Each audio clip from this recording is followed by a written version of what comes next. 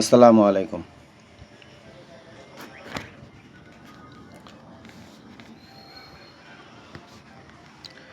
Israel এবং আমেরিকাকে অপ্রতিরোধ্য শক্তি হিসেবে মনে করছে বিশ্ববাসী, বিশেষ করে আরব বিশ্ব। এরা মনে করছে এই অপ্রতিরোধ্য শক্তির সঙ্গে কিছুতেই পেরে ওঠা ঠিক না, পেরে ওঠা যাবে না। তাই তারা ফিলিস্তিন গণহত্যা, গাজা গণহত্যা, ইরানে গণহত্যা, সিরিয়াতে গণহত্যা, লেবাননে গণহত্যা, ইয়েমেনে গণহত্যা, এমনভাবে যদি অপরাধ বা মানবাধিকার লঙ্ঘিত করতেই থাকে বা বিবেকহীন মতো কাজ করতেই থাকে বা আগ্রাসী বা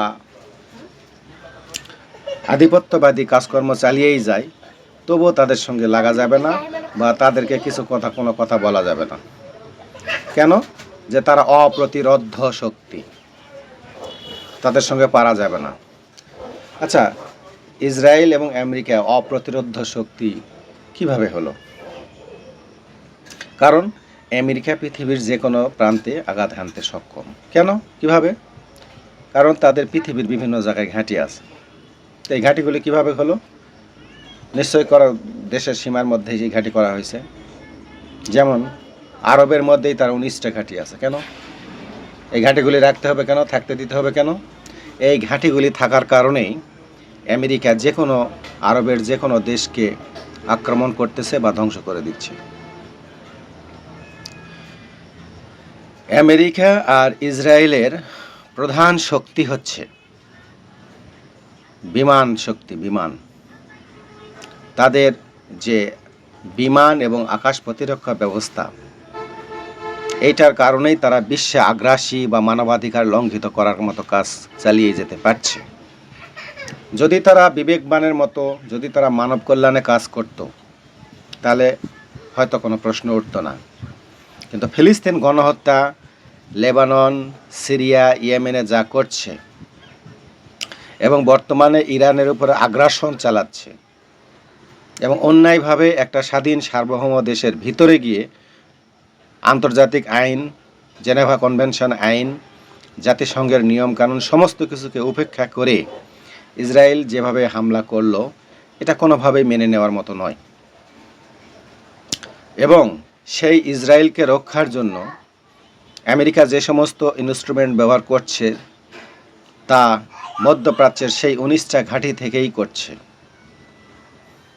তাহলে জায়গা দিচ্ছি আমরা, বা মধ্যপ্রাচ্য জায়গা দিচ্ছে, মধ্যপ্রাচ্য আক্রান্ত হচ্ছে, আবার বলছে তারা অপ্রতিরোধ্য শক্তি। এই কথা বলার আগে ঘাঁটিগুলিকে ধ্বংস করে দেন, স্পষ্ট বলে দেন যে যেহেতু মানবাধিকার লঙ্ঘন করা হচ্ছে, অন্যায়ভাবে কাজ করা হচ্ছে, সেহেতু এই ঘাঁটিগুলি থাকার যোগ্যতা হারাইছে। মানবতা বিরোধী অপরাধী যুক্তরাষ্ট্রকে কোনোভাবেই ইসরায়েলকে সহায়তা করার জন্য এই ঘাঁটিগুলি ব্যবহার করতে দেওয়া উচিত নয়। আজকে ইরানে হামলা হয়েছে, মধ্যপ্রাচ্যের দেশগুলি হয়তো ভাবতেছে এটা একটা শিয়া দেশ, শিয়াদের সঙ্গে তো আমাদের সুন্নিদের মতবিরোধ আছে, কাজেই সে ধ্বংস হয়ে যাক। নো, এটাই শুরু। এর পরের স্টেপে পাকিস্তান থাকতে পারে, অথবা তুরস্ক থাকতে পারে, অথবা সৌদি আরব থাকতে পারে। যুদ্ধের ফ্রন্ট খুলছে একটার পর একটা। ফিলিস্তিনের সঙ্গে সমস্যা ছিল যে তারা একটা সন্ত্রাসী কর্মকাণ্ড করছে তার প্রতিরোধ করার জন্য। কিন্তু তারা কি করলো? একটা জাতিকে ধ্বংস করে দিল, শিশুকে হত্যা করলো, হাজার হাজার শিশুকে হত্যা করলো এবং সেই শিশুদের মৃত্যুটাকেও তারা উল্লাস করার মতো বিষয় মনে করলো। এটা নেহায়েতই একটা মানবাধিকার লঙ্ঘন, মানবতা বিরোধী কাজ। ইসরায়েল এই মানবাধিকার লঙ্ঘন বা তীব্র অপরাধ করার সাহস পাচ্ছে, কারণ তার সঙ্গে রয়েছে আমেরিকা যুক্তরাষ্ট্র। আর যুক্তরাষ্ট্রের এই অপ্রতিরোধ্য শক্তি মনে করা হচ্ছে এই কারণে যে সে পৃথিবীর যে কোনো প্রান্তে আঘাত হানতে সক্ষম। কেন? কারণ তার ঘাঁটি আছে। যদি কোনো স্বাধীন সার্বভৌম দেশ মনে করে, যেমন বাংলাদেশে করিডোরের নামে ঘাঁটি তৈরি করতে চেয়েছিল, কিন্তু বাংলাদেশের জনগণ এবং বিরোধী দলগুলি বা রাজনৈতিক দলগুলি এটা তীব্র প্রতিবাদ করাই বন্ধ হয়েছে। মধ্যপ্রাচ্যের দেশগুলির উচিত এইভাবে তীব্র প্রতিবাদের মাধ্যমে এই ঘাঁটিগুলিকে নিশ্চিহ্ন করে দেওয়া। এই ঘাঁটিগুলি থাকার কারণেই মধ্যপ্রাচ্যে শুধু ইরান নয়, শুধু সিরিয়া নয়, শুধু ইয়েমেন নয়, শুধু জর্ডান নয়, শুধু লেবানন নয়, গোটা মধ্যপ্রাচ্যের সমস্ত দেশ হুমকির মধ্যে আছে। এর পরবর্তী স্টেপ হয়তোবা পাকিস্তান হতে পারে, সৌদি আরব হতে পারে, তুরস্ক হতে পারে।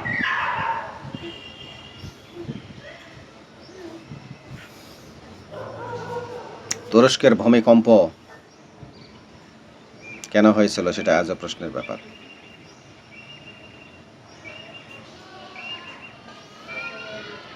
এই অপ্রতিরোধ্য শক্তির কারণ যদি আমরা খুঁজে বের করতে পারি, অতএব বের হয়ে আছে তো, এই 19টা ঘাঁটি ধ্বংস করে দেন। স্বাধীন সার্বভৌম দেশের আকাশসীমা লঙ্ঘন করে কেউ যুদ্ধ করতে পারবে না, এই আন্তর্জাতিক এই আইনের ভিত্তিতে ইসরায়েলের বিমানগুলিকে ভূপাতিত করে দেখ সব দেশ। ইসরায়েল অপ্রতিরোধ্য শক্তি কিভাবে হয় তখন দেখা যাবে।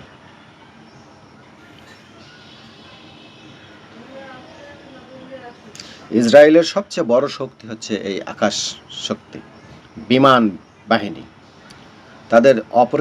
তাদের বিমান শক্তি সবচেয়ে বেশি। তাদের অত্যাধুনিক বিমান আছে, বা আমেরিকার কাছ থেকে পায়, পশ্চিমা বিশ্বের কাছ থেকে পায়। তারা বিমান নেই মূলত যুদ্ধটা করে। তারা স্থলপথে যুদ্ধ করতে পারবে না। ইরান থেকে ইসরায়েলের দূরত্ব প্রায় 1700, 1800 বা 2000 কিলোমিটার। এত দূর থেকে এসে কখনোই তারা স্থলপথে যুদ্ধ করতে পারবে না। তারা কেন যুদ্ধ করতে পারছে? আকাশপথে বিমানকে ব্যবহার করতে পারতেছে। যদি এই বিমানকে জর্ডান আটকে দিত, সৌদি আরব আটকে দিত, তাহলে সম্ভব ছিল না সেটা। কিন্তু তারা সেটা করছে না। মনে করছে আজকে ইরান শিয়া রাষ্ট্র ধ্বংস হয়ে যাচ্ছে, যাক না।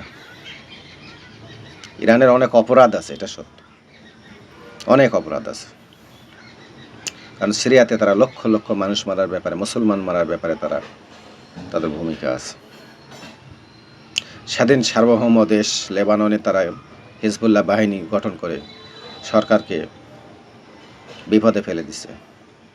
স্বাধীন সার্বভৌম দেশ ইয়েমেনে হুতি জঙ্গি গোষ্ঠী গঠন করে তারা সরকারকে বিপদে ফেলে দিছে। এমন প্রক্সি সংগঠনের নামে তারা পৃথিবীর বিভিন্ন দেশে তাদের মতাদর্শ বাস্তবায়নের জন্য জঙ্গি গোষ্ঠী গঠন করে সরকারগুলিকে বিপদে ফেলছে। ইরানের এটা অপরাধ। কিন্তু সেই অপরাধের কারণে ইরানকে তো ধ্বংস করে দেওয়া যাবে না, এটা আলোচনার ব্যাপার হতে পারে। যদি ইরানকে শাস্তি দিতেই হয়, সেটা ওয়াইসির মাধ্যমে বা নিজেরা আলাপ আলোচনার মাধ্যমে হতে পারে। কিন্তু ইসরায়েল এবং আমেরিকা যা করছে ফিলিস্তিনে, সেই রকম কোনো শাস্তি কখনোই কামনা হওয়া উচিত নয়। আমরা চাই ইরান টিকে থাক, মধ্যপ্রাচ্য শান্তিতে থাক, মানবাধিকার বিশ্বজুড়ে প্রতিষ্ঠিত থাক। ইসরায়েল মানবাধিকার লঙ্ঘন করছে, আন্তর্জাতিক আইন লঙ্ঘন করছে, এবং আমেরিকাও তাই। তাদেরই প্রত্যক্ষ মদদ, তাদের মানবাধিকার বিরোধী কাজ এবং আন্তর্জাতিক আইন বিরোধী কাজ এবং প্রত্যক্ষ ইসরায়েলকে সমর্থন করার কারণে ইসরায়েল এই সমস্ত অপরাধ করার সাহস পাচ্ছে। এখন দেখার বিষয় ইসরায়েল এবং আমেরিকা অপ্রতিরোধ্য শক্তি কেন মনে হচ্ছে?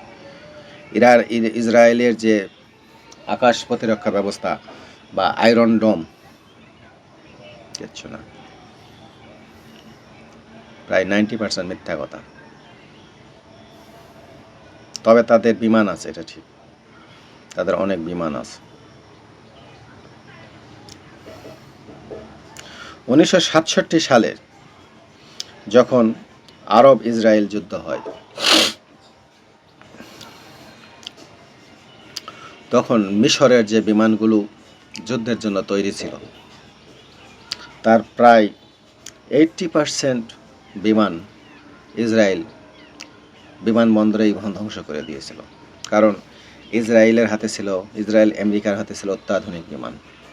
সেই তুলনায় মিশরের বিমানগুলি ছিল ব্যাকডেটেড বা পুরনো আমলের, যার জন্য সেগুলি যুদ্ধের ময়দানে উপস্থিত হওয়ার আগেই বিমানবন্দরে ধ্বংস করে দেওয়া হয়।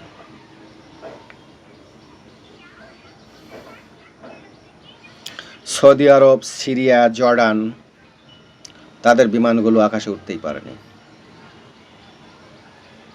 মাত্র 3 ঘন্টায় ইসরায়েল সব ধরনের বিমান ব্যবস্থাকে ধ্বংস করে দেয়।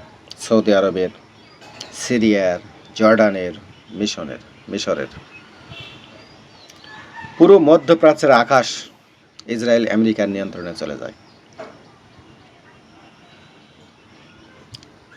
এবং মাত্র 6 দিনে পুরো এলাকাকে তছনছ করে ফেলে দেয়। সেই থেকে ইরান শিক্ষা নিয়ে Iran ballistic missile, hypersonic missile, supersonic missile, আকাশ প্রতিরক্ষা এবং ড্রোন প্রতিরক্ষার দিকে মনোযোগ দেয় এবং সেই ক্ষেত্রে ইরান অভূতপূর্ব সাফল্য অর্জন করছে, যার কারণে রাশিয়াও তার কাছ থেকে সাহায্য চায় এবং রাশিয়াও তার ড্রোন এবং ব্যালিস্টিক মিসাইলের সাহায্য নিয়েছে।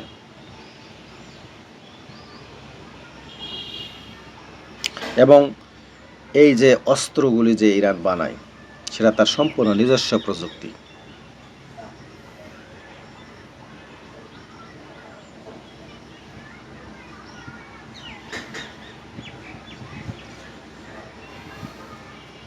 পৃথিবীতে 3টা দেশ মুসলিম অধ্যুষিত, কিন্তু জ্ঞান বিজ্ঞানে উন্নত। তারা নিজস্ব প্রযুক্তির অনেক কিছুই বানায় যা বিশ্বের কাছে বিস্ময়কর। ইরান, তুরস্ক এবং পাকিস্তান, এই 3 দেশ ড্রোন, বিমান, ব্যালিস্টিক মিসাইল এবং নিজস্ব প্রযুক্তিতে ট্যাঙ্ক তৈরি করতে পারে, যার জন্য ইসরায়েলের প্রকাশ্য ঘোষণা, ইরান এবং পাকিস্তান এই 2 মুসলিম অধ্যুষিত জাতি পারমাণবিক অস্ত্রে সজ্জিত আছে মানে আমরা হুমকিতে আছি। তার মানে তারা মধ্যপ্রাচ্য বা মুসলিম অধ্যুষিত জাতিগুলিকে পূর্ণ নিয়ন্ত্রণে রাখতে চায়। এই সমস্ত দেশে তাদের পূর্ণ কন্ট্রোল রাখতে চায়। দ্বিতীয় শ্রেণীর নাগরিকের মতো ফিলিস্তিনের নাগরিক যেমন মরিবার তরেই জন্ম নেয়, এমন তারা মানসিকতা পোষণ করে, ঠিক তেমনি 2 দিন পর ডিক্লার দিবে লেবাননের মানুষ মরিবার তরে জন্ম নেয়। এরপরে সিরিয়ার মানুষ মরিবার জন্যই জন্ম নেয়, তুরস্কের মানুষ মরিবার তরে জন্ম নেয়, সেটাও বলবে। ইরানের মানুষ মরিবার তরেই জন্ম নেয়, সেটাও বলবে। এবং পাকিস্তানের মানুষও তাই। এই কথাগুলি বলে তারা মুসলিম অধ্যুষিত জাতিগুলিকে পদতলে রাখতে চায়।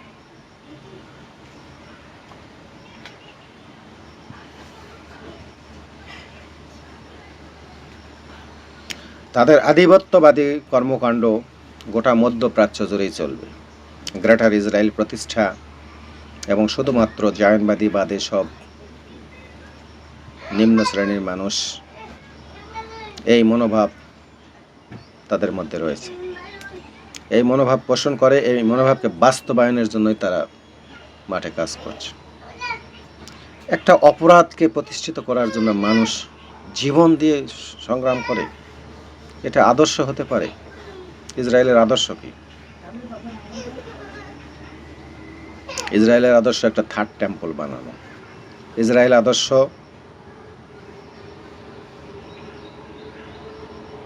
আল আকসাকে ধ্বংস করা। ইসরায়েলের আদর্শ মুসলমানকে হত্যা করা।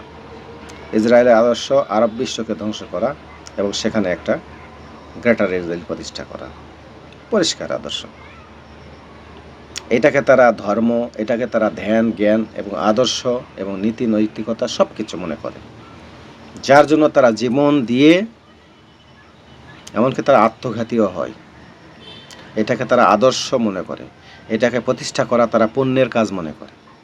বলেন, মুসলমানকে হত্যা করা তারা পুণ্যের কাজ মনে করে, আরব বিশ্বকে ধ্বংস করা তারা পুণ্যের কাজ মনে করে, ম্যাচাকার বা গণহত্যা করা তাদের নৈতিক দায়িত্ব মনে করে। সেই জাতিটাকে আমেরিকা সাহায্য করে, প্রত্যক্ষভাবে সাহায্য করে, কখনো নিজেই তার সঙ্গে যুদ্ধে জড়িয়ে পড়ে, আর বিশ্বজুড়ে মানবাধিকারের শিক্ষা দেয়।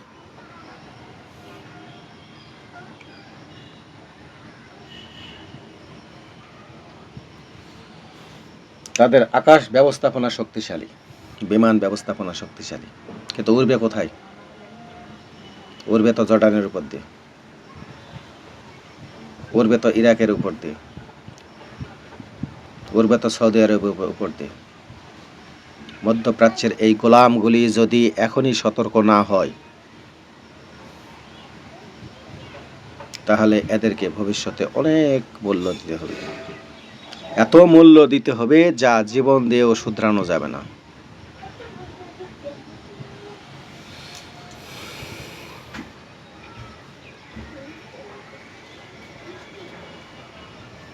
শুধু ইরানকে শেষ করার জন্য ইসরায়েল তৈরি হয়নি। আমেরিকা ইসরায়েলকে তৈরি করেছে গোটা আরব বিশ্বকে ধ্বংস করার জন্য। পক্ষান্তরে গোটা বিশ্ব জুড়ে যত মুসলিম অধ্যুষিত জাতিগুলি আছে, যত সরকার আছে, সবগুলোকে নিজের নিয়ন্ত্রণে রাখার জন্য। এক হিসাবে আমেরিকাও জায়নবাদী রাষ্ট্র হতে চায়, অথবা আইপ্যাকের মাধ্যমে ইহুদিদের দ্বারা পরিচালিত হতে চায়, যার জন্য আমেরিকা বিশ্বজুড়ে মানবাধিকারের ধ্বজাধারী রূপ নিয়ে মানবাধিকার লঙ্ঘনের কাজ করে যাচ্ছে একের পর এক, যেটা কোনোভাবেই মেনে নেওয়ার মতো নয়।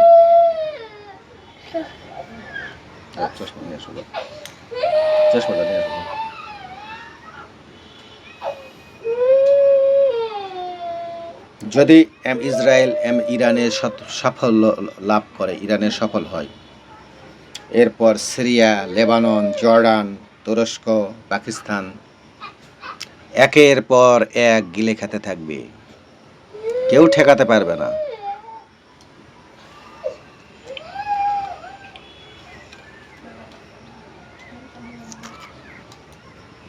কারণ সবাই তখন মনে করবে যে ওরে বাবা, আমেরিকা ইসরায়েল অপ্রতিরোধ্য শক্তি, বিশ্ব নেতৃত্ব দানকারী, মানবাধিকার এবং জাতিসংঘ পরিচালনাকারী সংস্থা যাদের হাতে, তাদের সঙ্গে তো পেরে ওঠা যাবে না। এই বলবে, মাথা নত করে চুপ করে থাকবে, পায়ে কদম বুচি করবে আর মরবে। তারপরও বাঁচতে দেবে না তো। তাদের টার্গেট তো অন্য, তাদের চিন্তা চেতনা জায়নবাদী।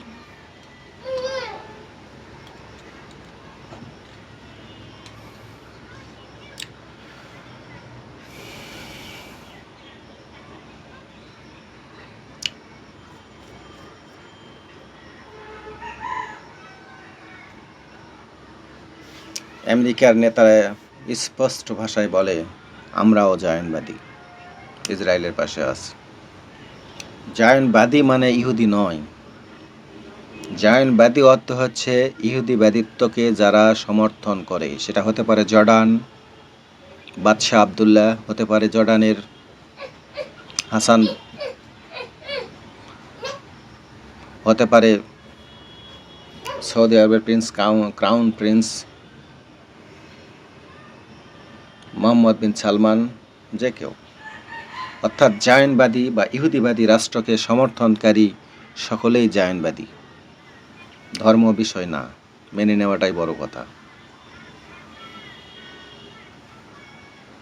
যারা সত্যিকারের ইহুদি ধর্ম পালন করে, অর্থাৎ তোরাহবাদী, তারা এই জায়নবাদী রাষ্ট্রকে সমর্থন করে না। তারা ফিলিস্তিন গণহত্যাকেও সমর্থন করে না, কিন্তু তাদের সংখ্যা খুব কম। কারণ সবাই জায়নবাদী মুভমেন্ট বা রাষ্ট্রবাদী চিন্তা নিয়ে ব্যস্ত। ইহুদিদের একটা রাষ্ট্র থাকবে, গ্রেটার ইসরায়েল, যেখানে তারা স্বাধীনভাবে মুভমেন্ট করবে এবং বিশ্বজুড়ে ছড়ি ঘুরাবে, এই মানসিকতাকেই পোষণ করে এবং এটাকেই ধর্ম দ্বারা প্রতিষ্ঠিত করতে চায়। কিন্তু ধর্ম মানতে চায় না, কারণ ধর্ম মানা অনেক কষ্টকর ব্যাপার। সেখানে গণহত্যা করা যাবে না, মানুষকে অন্যায়ভাবে মারা যাবে না, অনেক কথা আছে। কিন্তু সেই ধর্ম তারা মানে না। তারা ধর্মের নামে, অর্থাৎ ধর্মকে ব্যবহার করে জায়নবাদী বা জায়নিস্ট রাষ্ট্র কায়েম করতে চায়। সেখানে তারা স্বাধীন, সার্বভৌম এবং এক আধিপত্যবাদী ব্যবস্থা কায়েম করবে, যা দিয়ে তারা আশেপাশের যত মুসলিম অধ্যুষিত জাতি আছে সবাইকে দ্বিতীয় শ্রেণীর নাগরিক বা ইচ্ছা হলেই তাদেরকে হত্যা করা যায়, হত্যার যোগ্য, মরিবার জন্যই জন্ম নিয়েছে এমন কিছু প্রাণী মনে করবে, যেটা বুঝতে পারছি না আরবে প্রতিষ্ঠিত, আমেরিকা দ্বারা প্রতিষ্ঠিত গোলাম সরকারগুলো।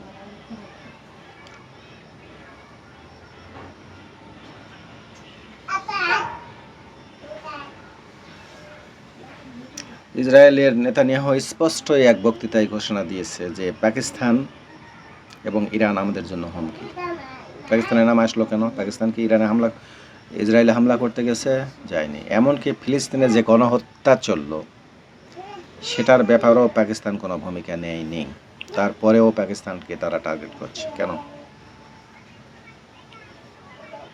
কারণ তারা জানে মুসলমান শাসকগুলো মেরুদণ্ডহীন, আমেরিকার ছত্রছায়ায় তারা প্রতিষ্ঠিত আছে, আমেরিকার ইশারায় তারা নেমে যাবে। কাজেই তাদেরকে আক্রমণ করলে কোনো কিছু হবে না।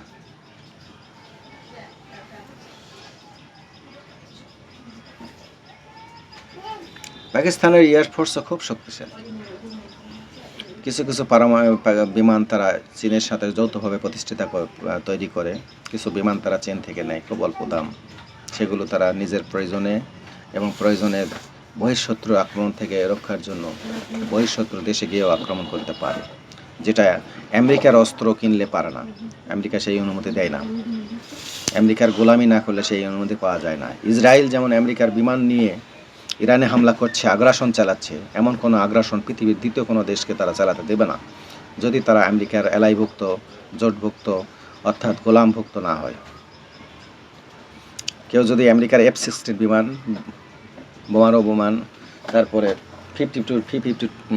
B-52 বিমান বা অন্যান্য কিছু কিনে তারা দেশের বাইরে অন্য কোথাও ব্যবহার করতে পারবে না। কাজেই ওই সমস্ত অস্ত্র কিনে লাভ হয় না। পাকিস্তানের পাইলটরাও খুবই দক্ষ, যারা মুহূর্তের মধ্যে ভারতকে বুঝাই দিছে।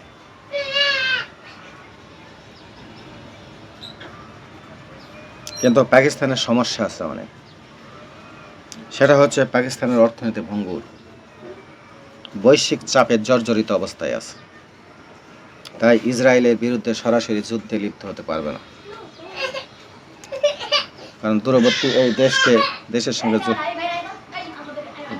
এই দেশের সাথে যুদ্ধ করতে গেলে অনেক ব্যয়বহুল যুদ্ধ পরিচালনা করতে হবে, যেটা পাকিস্তানের অর্থনীতিকে আরও ধ্বংস করে দিবে। তাই পাকিস্তান এ যুদ্ধে জড়াতে চাইবে না, জনগণও চাইবে না। তবে পাকিস্তানের নৈতিক মনোভাব ভালো। পাকিস্তানের নৈতিক সমর্থন যা ইরানকে দিয়েছে প্রকাশ্য ডিক্লারেশনের মাধ্যমে, সেটা খুব চমৎকার। কিন্তু পাকিস্তানের সমস্যা আছে, আর্থিক সমস্যা আছে। তুরস্ক ইসরায়েলের তুরস্ক আমেরিকার জোটভুক্ত দেশ। তুরস্ক মুসলিম দেশগুলোর উপরেই কেবলমাত্র ছড়ি ঘোরাতে পারে, অন্য কোথাও পারবে না। বিশেষ করে আমেরিকার স্বার্থের বিরুদ্ধে কে পারবে না, আর সেটা করবেও না। কারণ তুরস্ক ইচ্ছাই হোক আর অনিচ্ছাই হোক আমেরিকার গোলামি করতে বাধ্য। কারণ সে নেটোভুক্ত এবং সে অলরেডি তার পূর্বের যে সরকারগুলি ছিল তারা অলরেডি ইসরায়েলকে বিভিন্ন ধরনের সাহায্য সহযোগিতা দিয়ে আসছে, স্বীকৃতি দিয়েছে এবং তাদের সঙ্গে বিভিন্ন ধরনের ট্রেড চুক্তি আছে। এবং আমেরিকার প্রথম পছন্দের দেশ বা আমেরিকা ইসরায়েলকে দিয়ে মধ্যপ্রাচ্যকে ধ্বংস করতে চায়, সেই কারণে আমেরিকার সাথে সম্পর্ক রাখতে হলে ইসরায়েলের বিরুদ্ধে যেতে পারবে না তুরস্ক। শুধুমাত্র বয়ান দিবে, বয়ান। এদিক দিয়ে ওস্তাদ, তারা বয়ান দিতে ওস্তাদ, তীব্র প্রতিবাদ জানায় এই টাইপের বয়ান, কিন্তু পারবে না, কিছু করতে পারবে না। ভয় পায় আমেরিকাকে তারা।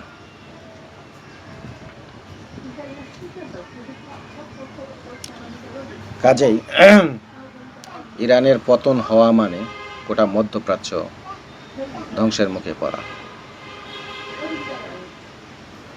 এরপরে আর কেউ মুখ তুলে দাঁড়াতে পারবে না, কথা বলতে পারবে না।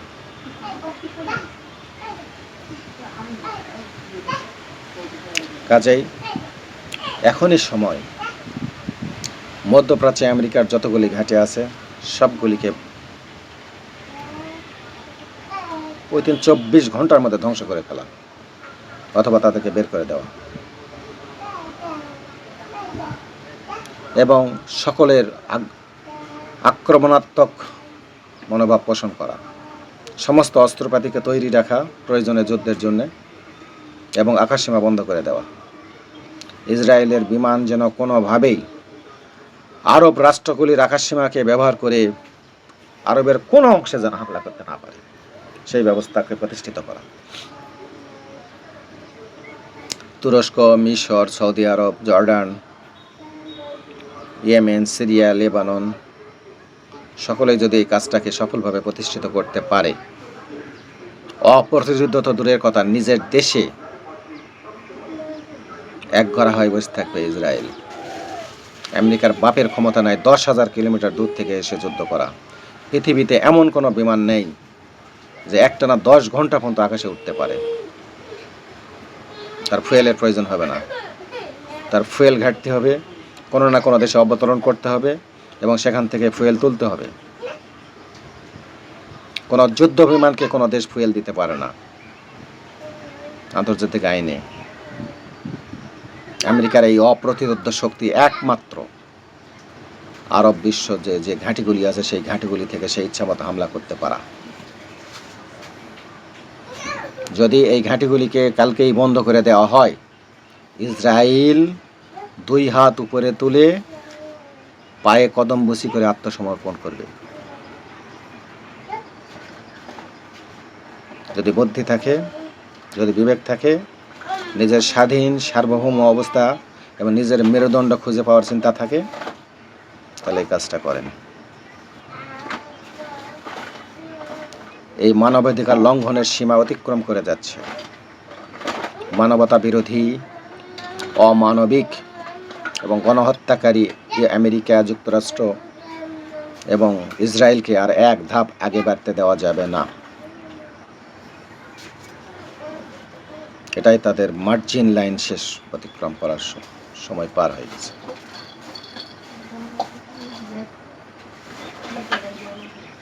আসসালামু আলাইকুম।